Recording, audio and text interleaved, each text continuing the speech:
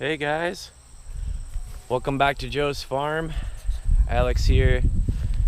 Today I'm going to be planting some trees in the chicken pasture area, and I just wanted to walk through the area, kind of explain why I'm choosing to put the trees where I am, and then we're going to do a how-to for how to plant a tree and why that's important.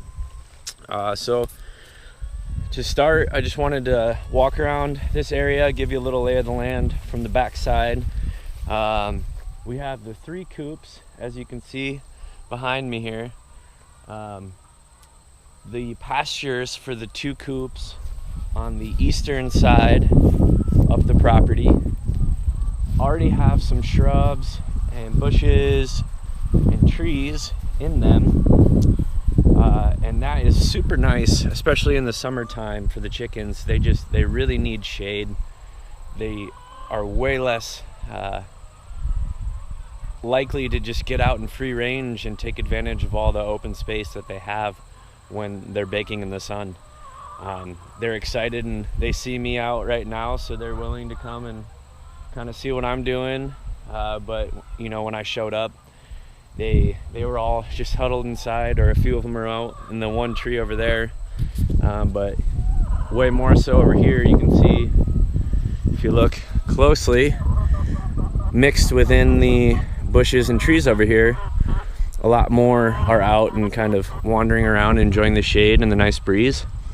So the goal is to take this area and put some trees in it, get some shade. And I've specifically chosen some trees that I think will be good for us and good for the chickens. So I've chosen some pawpaw trees. I know for those of us in the area, there's a little town just west of us called Pawpaw. And you know, I'm not going to sit here and say that's what it was named after, but pawpaw trees are actually native to the area, which is they're pretty native to the northeastern states in the United States.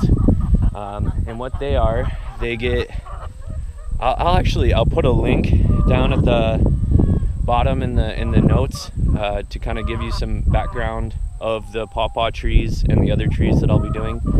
So check those out. But pawpaws are sweet. They're going to have fruits in their later years. They're going to have fruit that is kind of similar to the consistency of an avocado, and it's got a custardy, a little stringy kind of custardy flavor, sort of like a banana citrus kind of blend.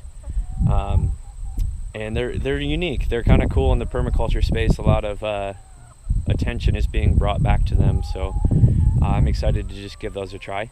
And then I also have some Siberian pea shrub, which produces a little pea pod that will fall to the ground, and the chickens will enjoy that. That's going to be tasty, and those get to be probably,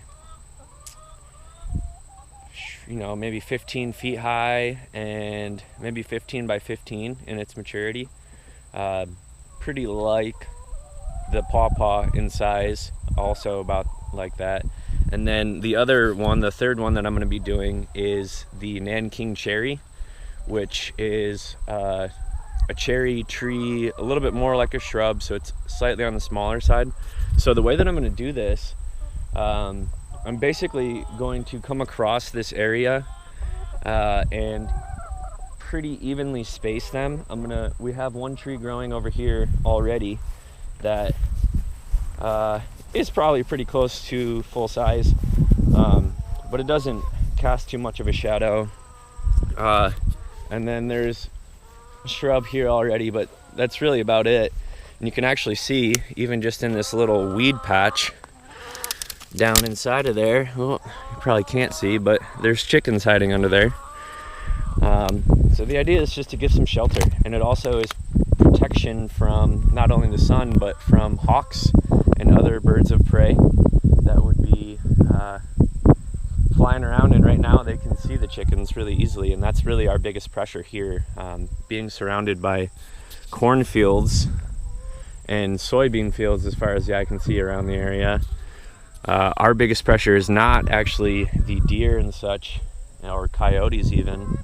Our biggest pressure here is the birds of prey. So I'm gonna space out my line going across this semi-backish area. It's about 15 feet in from the end of the property, and that just is to allow some space for us in mowing and future ideas to do like an alley there. We could do an alley of crops if we ever do decide to move chickens, but it also will provide a rather centralized shade protection and coverage. So going straight down this line from this tree over, I'm going to do the 6 trees that I have, 2 of each that I just mentioned, and I will rotate them from Nanking cherry, Siberian pea, and pawpaw, and the same thing heading that way. So that's the plan. And then now I would like to show you the how-to of tree planting. But the reason that I'm planting trees and why it's important, besides what I just mentioned in our context, actually has to do with why planting trees is important for us as humans to be doing, to help inspire change and growth and health and restoration in our environment and ecosystem. Trees sequester carbon. They cool the planet, they retain that carbon, and they emit oxygen. I'm also going to leave some links that have some really good information on the benefits of trees, why we should be doing it, even if it is, just 6 trees in the backyard in less than an acre. There is extreme importance in it, and I hope that we could all be inspired enough to go out and plant a tree this fall. And fall time really is a good time to be planting trees. But yeah, let's just get right to it and get into the how-to. I'm gonna put this on time lapse and let you just kind of watch me do what I do. So a quick explanation first of all. I'm gonna dig the hole. I'm gonna water the hole just to get the soil kind of moist and ready to receive the new plant.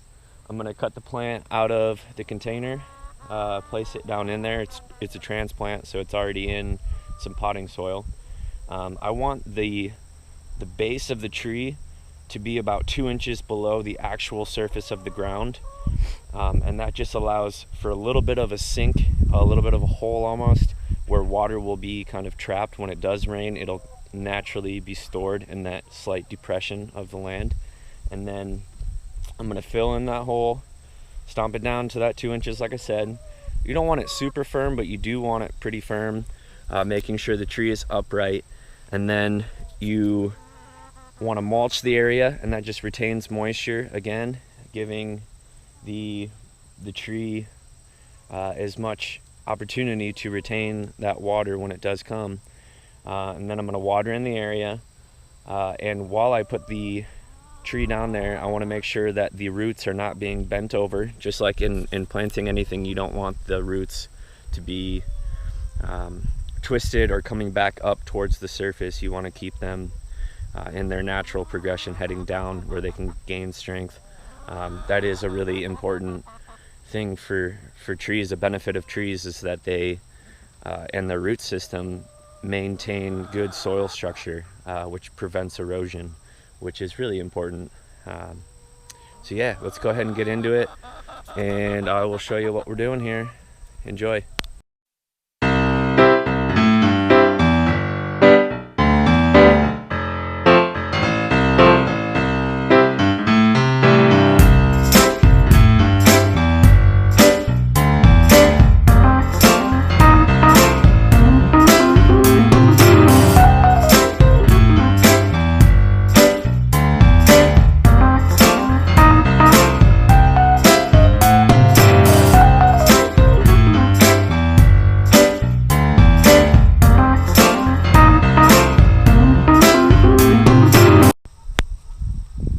Alright guys, hope you like that little rundown.